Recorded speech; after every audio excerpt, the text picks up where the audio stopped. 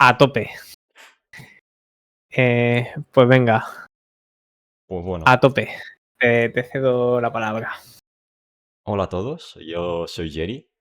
Y pues esta charla es de Homebrew, que supongo que vosotros, si oís Homebrew, lo primero que se os ocurre es esta cosa de aquí.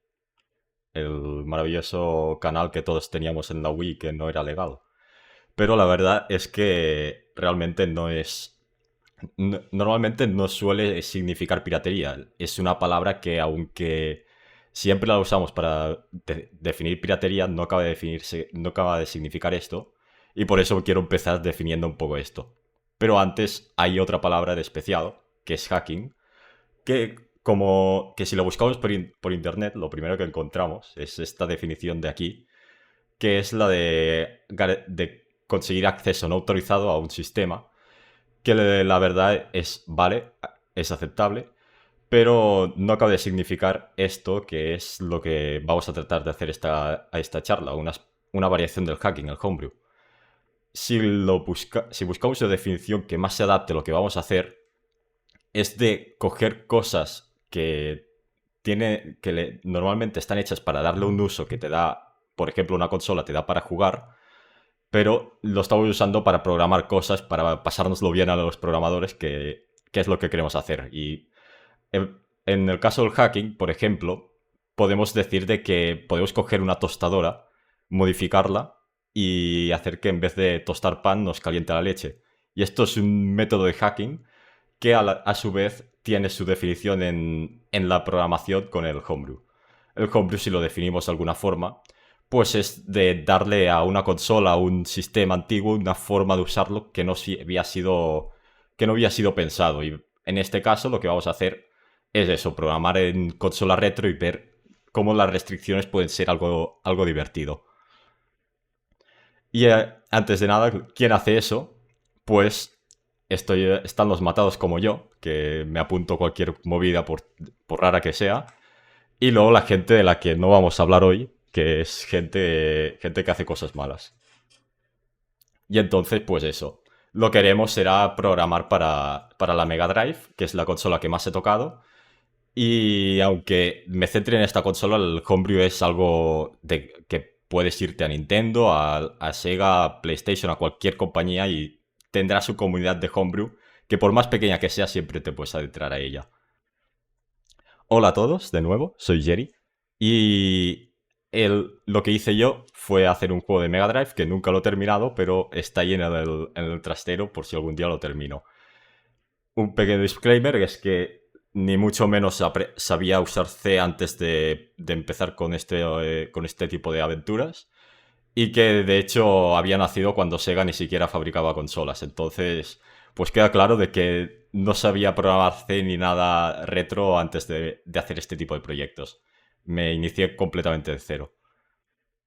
Y ahora sí, la carta de presentación de verdad, que es lo que es una consola retro. Ahora mismo tenemos gigahercios en las CPUs, muchas gigas de RAM y muchísima memoria que aprovechar para esto, para el hardware.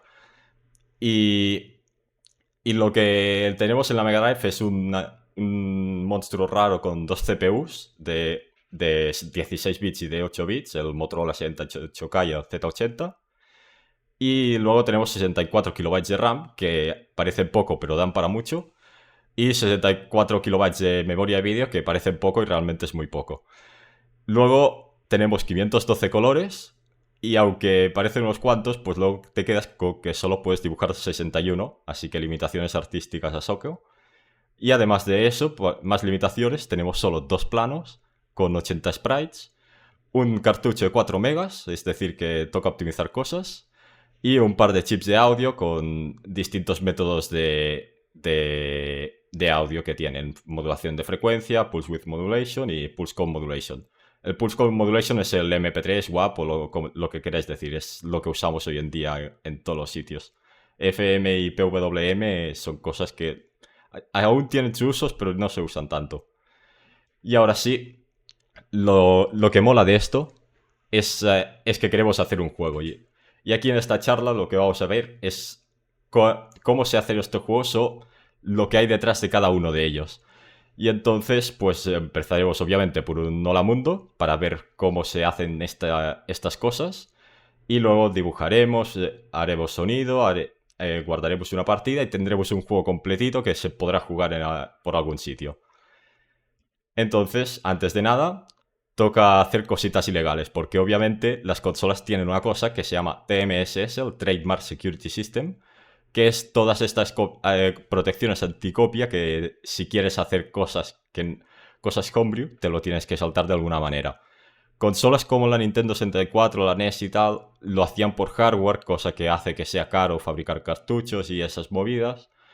Pero la Sega no tenía tanto dinero o que tenía otros objetivos y con esta línea mágica de ensamblador, que simplemente es escribir ese numerito mágico en esa dirección mágica, pues acabas desbloqueando el sistema de seguridad de Sega.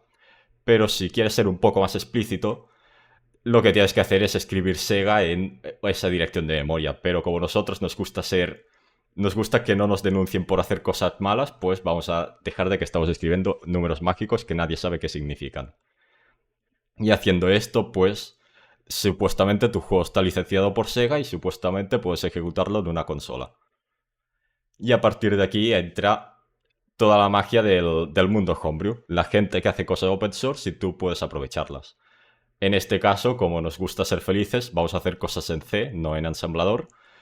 Y usa unos cuantos programas hechos en Java, que podrían estar hechos con cualquier otro programa, pero están en Java. Y con eso programas juegos para consolas con la Mega Drive. Para Game Boy hay el GB Studio, para Wii hay muchísimas, entre ellas el GR Relief y otras cosas más. Pero bueno, una vez hecho esto, ahora sí, hola mundo. Tenemos que empezar a hacer un juego como tal, pero como no sabemos ni cómo escribir código, vamos a empezar. Lo primero, obviamente, lo que tenemos que hacer es incluir una librería, en este caso la librería SGDK, y que con esto pues ya podemos dibujar gráficos en pantalla con las funciones VDP. VDP, en esa época no existía el término GPU y cada consola lo llamaba de una forma distinta. Sega lo llama VDP, Nintendo PPU y el de Sony no sé ni cómo lo llamaba, pero el caso es que nunca encontrabas el término GPU hasta que no llega Nvidia con sus tarjetas gráficas. Y con eso puedes escribir un string y el propio SGDK ya se encarga de llamar todas las funciones, de escribir en los registros de la Mega Drive y mandarte los datos a los sitios que los tiene que mandar y no tener que aprenderte tú cómo funciona cada dirección de memoria de la Mega Drive. Y luego lo que tenemos es un bucle infinito, nuestro maravilloso void update, que es un while true, con todas las movidas que queramos hacer ahí. Luego a partir de aquí, si queremos hacer algo más complejo, obviamente tendremos que organizar el código porque esto no es nada más que una librería. Tú vas haciendo las llamadas, pero todo el tipo de estructura del programa lo tienes que definir tú desde cero, desde el main del C hasta cada uno de los puntos de tu juego. Pero el caso es que ya tenemos un hola mundo y ya podemos empezar a programar porque ya sabemos hacerlo. Y una de las mejores formas de empezar a descubrir cómo funciona una consola es saber cómo dibuja, porque así como ahora tenemos las GPUs con los shaders y ahí vamos definiendo exactamente los pasos que tiene que seguir el ordenador para renderizar nuestro fotograma en función de OpenGL, Vulkan o lo que usemos, la Mega Drive pues digamos que tiene un shader por hardware. El shader ya está predefinido, no lo puedes modificar.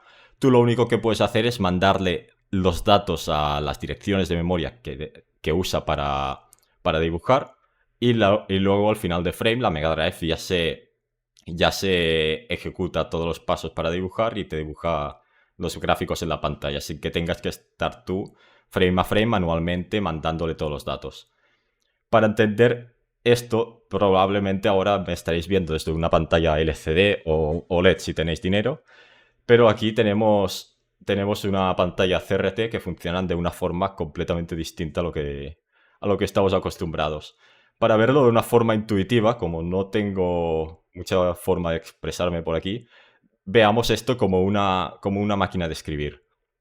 Una máquina de escribir, al final, tú tienes la máquina que va escribiendo carácter a carácter, y cuando llegas al final de la línea, tienes que girar el rodillo, mover el carro, y durante este tiempo que tarda hacer esta acción la tele, tienes un pequeño fragmento un pequeño fragmento de tiempo para poder dibujar ahí, ejecutar código del juego. Que es un trozo muy pequeño porque al final girar el rodillo y mover el carro es un momento de nada. Y tienes un pequeño fragmento que normalmente no se usa, pero hay casos especiales que ahora veremos que se puede usar para hacer cosas chulas. Y luego tú sigues escribiendo línea a línea, vas escribiendo, dibujando píxel a píxel toda la pantalla, hasta que llega al final de todo. Cuando tú en una máquina de escribir te llegas al final de todo el papel, tienes que sacar el papel, poner uno nuevo, girar el rodillo, mover el carro. Y esta acción que toma tanto tiempo, también es un tiempo muy largo en las televisiones. Las televisiones tienen que mover el cursor arriba del todo para volver a dibujar, y durante este tiempo tan largo, que no dejan de ser milisegundos, tienes muchísimo tiempo para ejecutar el código del juego en modo continuo y poder ejecutar toda la lógica que hay detrás del mismo juego. Sabiendo cómo dibujan las pantallas, que es algo bastante complejo, pues tenemos todos los datos. Los datos de las consolas retro siempre se dividen en tiles.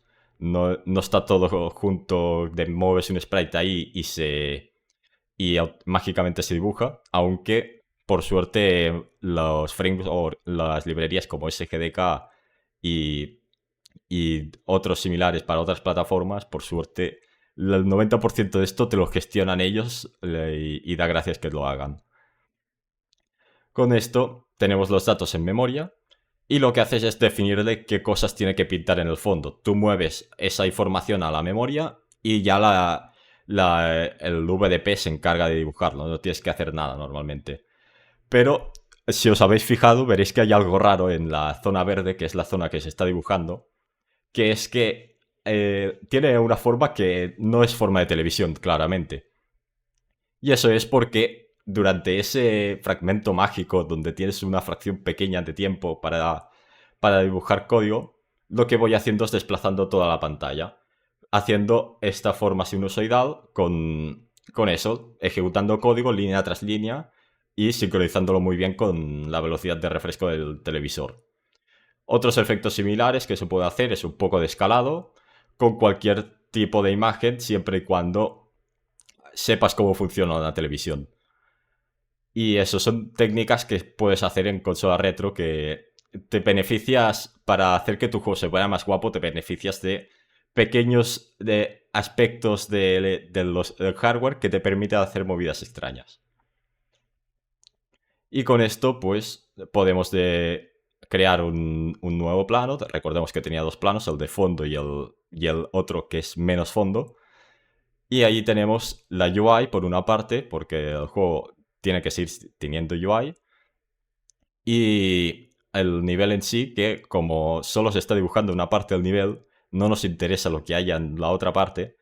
Y por eso podéis ver de que hay muchísima basura que no se ve en pantalla, pero si viésemos el fragmento de aquí se vería toda esta basura. Lo que pasa es como en hardware retro estamos tan limitados en cuanto a potencia, nos da igual lo que no se vea en pantalla, que por más feo que sea, de eso no lo va a ver nadie y lo vamos a dejar ahí por pura optimización. Y luego seguimos con sprites. Que sprites, veis que aquí solo hay uno, pero los sprites retro funcionan de una forma muy distinta, que es que tienen un tamaño máximo. Y en este caso es de 32 por 32 píxeles. Y tienes que juntar múltiples sprites para poder formar este pequeño sprite de aquí. Una limitación que molesta bastante que exista. Y con todo esto tenemos ya la parte visual. Ya tenemos una parte importante del juego. Pero otra que nos olvidamos es que esto no es Unity. Y entonces hay que hacer un motor de físicas, porque no hay juegos en físicas. Y la primera pregunta que supongo que se ocurrirá es que ¿por qué, si existe GitHub, lo vas a reinventar todo? Y la verdad es que existe una cosa que se llama IEEE 754, que son dos floats para los amigos, y que esta cosa no la tiene el hardware retro. Entonces, como en GitHub y en cualquier otro sitio relativamente moderno te encuentras información para hacer físicas con floats, te quedas con que no puedes hacerlo en la Mega Drive porque resulta que un float consume el 100% de CPU. Y entonces hay que reinventar la rueda. Además de que generalmente un motor de físicas es algo muy genérico y no puedes usarlo sin sacrificar mucho rendimiento que no tienes. Entonces vamos a aprender un método alternativo. El, el, el float básicamente es que calculas un exponente y por suerte con ese exponente puedes definir el valor de ese número. Aquí, esto como se hace por hardware, normalmente en los ordenadores normales no les preocupa el rendimiento. Pero en Mega Drive hay que hacer algo por software y es el Fixed Point Math. Fixed Point Math es definición muy fácil de tenemos un punto que yo digo que el punto está en el medio, cada uno define como quiere. Y a partir de un lado cuento en positivo, a partir del lado cuento en una fracción. Y aplicando las normas de siempre, obtenemos un float muy bonito. Bueno, un float no, un valor decimal muy bonito. En este caso, este maravilloso de aquí.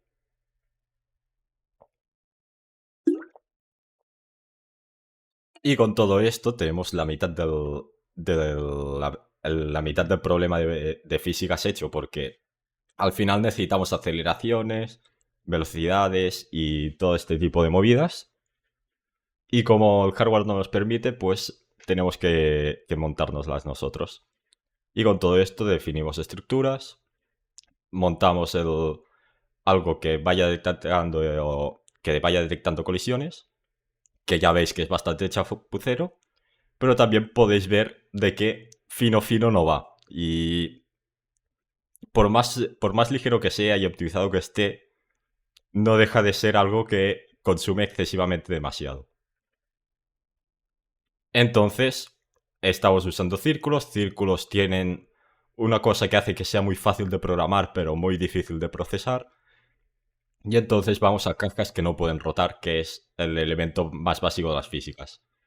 Y aquí nos encontramos de que tenemos más rendimiento, pero seguimos con 25 FPS y no podemos procesar esos datos en un juego real. Así que sí, optimización.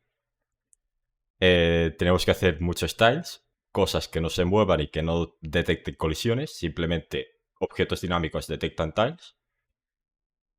Y que tus arrays van a ser tu mejor amigo porque vas a precalcular todos los datos que puedes precalcular en un array. Y que, por ejemplo, el Sonic, que es como uno de los mayores exponentes de cuanto físicas de la Mega Drive, es una tabla enorme de todo tipo de rampa que puedas encontrar en el juego. Está precalculada en una tabla de tiles de físicas. Y es este tipo de movidas lo que hace que realmente veas un punto de vista distinto al de hacer juegos en la actualidad. De ver esas optimizaciones extremas a tal nivel de precalcular de centenares de rampas para un juego como lo es Sonic. Y con esto, pues, vamos a más optimización, porque hemos hablado de procesador, de optimización en el procesador, optimización en los gráficos, pero nos deja uno, que es la optimización del sonido, porque siempre es la movida que te ocupa más memoria de todo el juego. Y en la Mega Drive no deja de ser lo mismo. Que es que así como un juego ahora te pesa gigas porque hay mucho sonido, pues en la Mega Drive solo tienes 4 megas, así que no puedes meterle gigas. Y un MP3 de 3-4 minutos creo que ya te ocupa todo el cartucho entero. Y de hecho, una captura que siempre me gusta mucho meter es que la banda sonora del Sonic, bueno, que me está tapando un poco la cámara,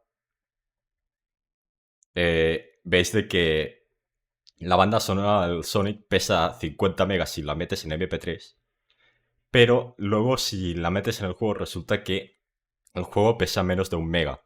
Entonces hay una optimización ahí que es a niveles absurdos.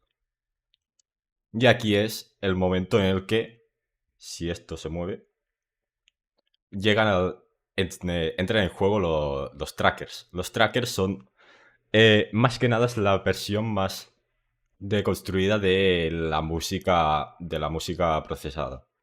Lo que hacemos es crear instrucciones que se lo mandamos al procesador de sonido, por eso tiene tanto Yamaha como Texas Instruments, y le mandamos como si fuese un piano. Creamos la partitura y le metemos la partitura al cartucho y luego un procesador ya se encargará de mandarle datos leer esa partitura y mandarle los datos a los chips de sonido para que reproduzcan el sonido que tú quieres.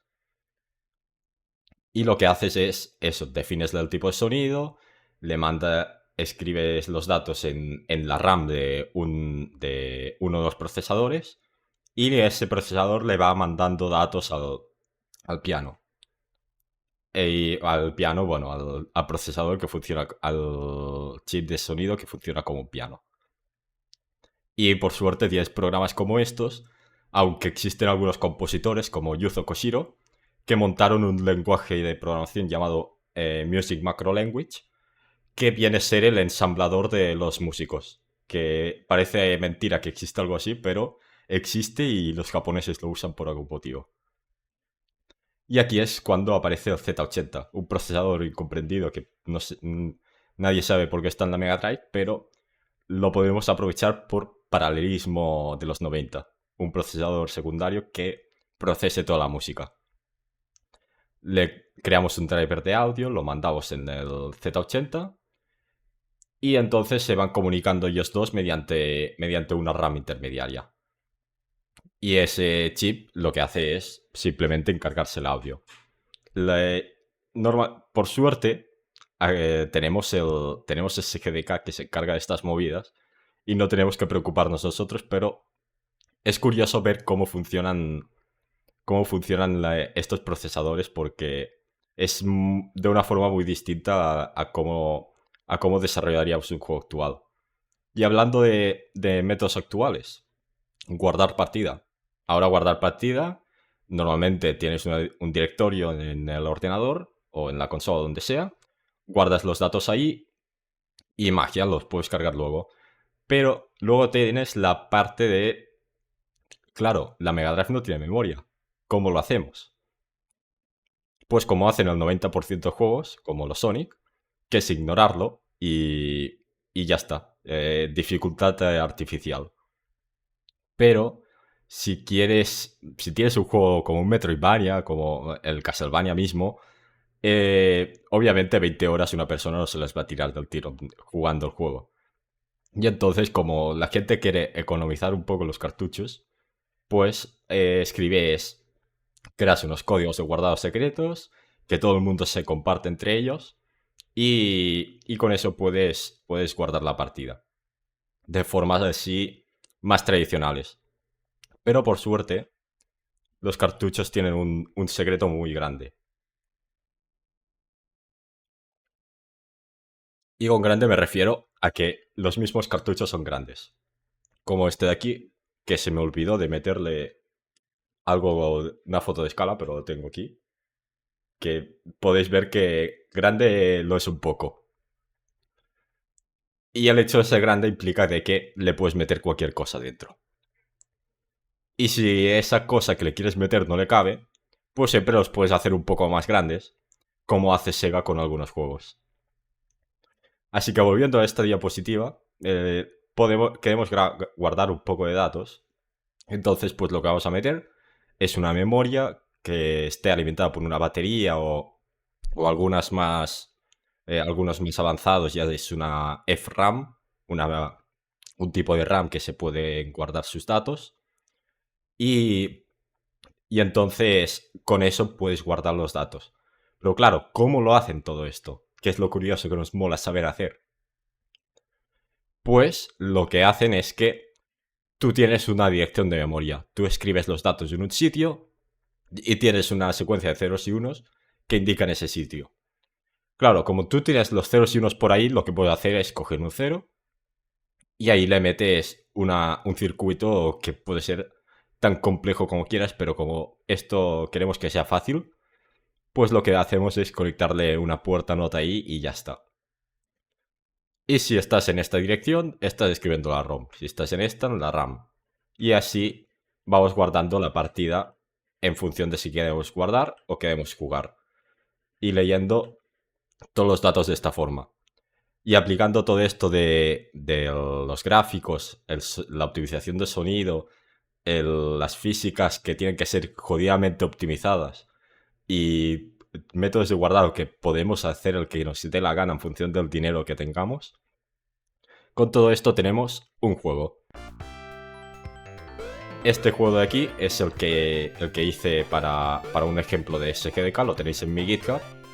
Y si os descargáis el SGDK, lo tendréis incluido junto al framework.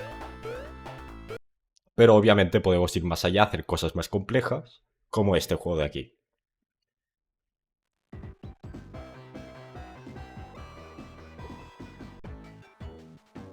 Y aquí se ve claramente de que no tengo dinero para un cartucho con memoria.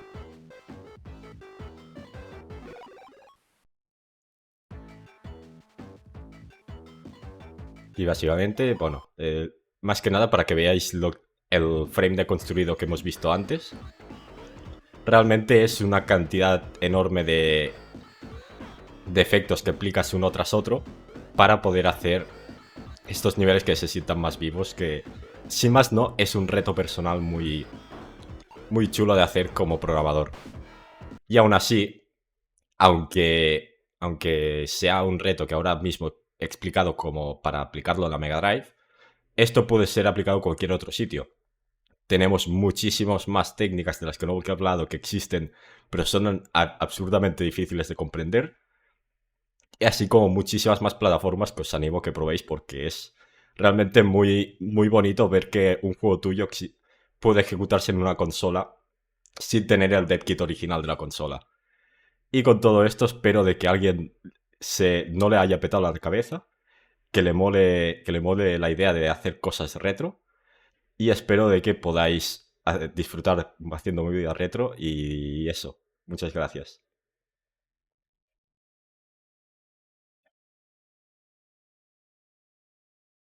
Joder, qué chulo, qué chulada de charla.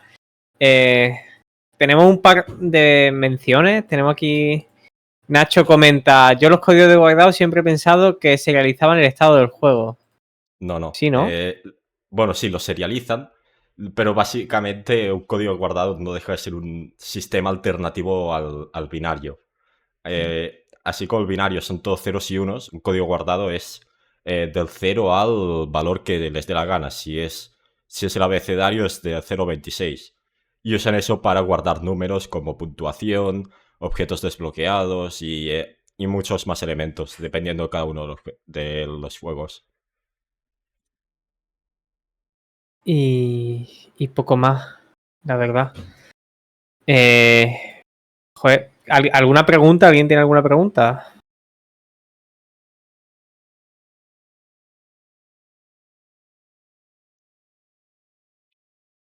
Podéis levantar la mano y os subo aquí para que salgáis.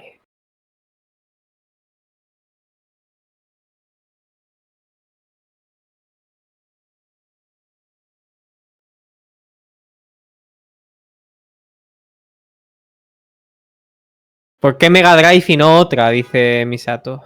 Pues porque ya os he dicho que yo en la época retro no estuve ahí, pero más que nada mi tía sí que estuvo ahí, tuvo la Mega Drive. Entonces, como el precio de coleccionismo es muy caro, no quedó otra que irse a la Mega Drive y por suerte la Mega Drive está muy bien la escena. Interesante. Clara dice: yo no he terminado de entender lo de los sprites para las físicas. ¿Cómo se hace el check de cada punto del sprite?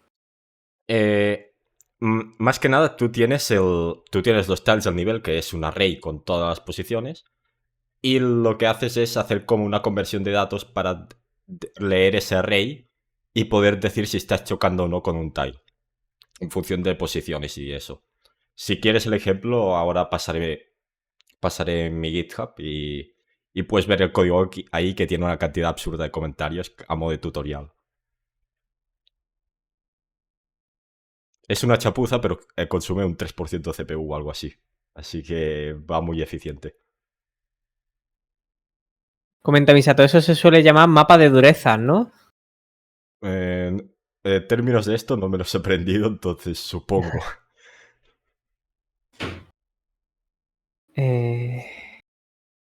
Vale.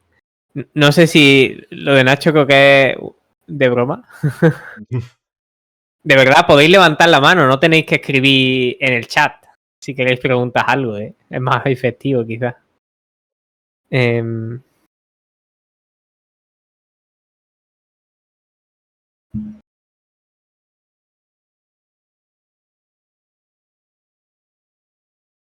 No sé si son preguntas o si están hablando.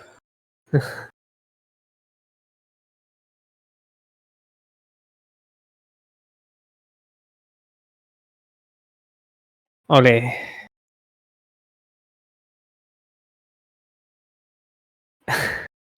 Pues bueno, pues esto era todo. Muchísimas gracias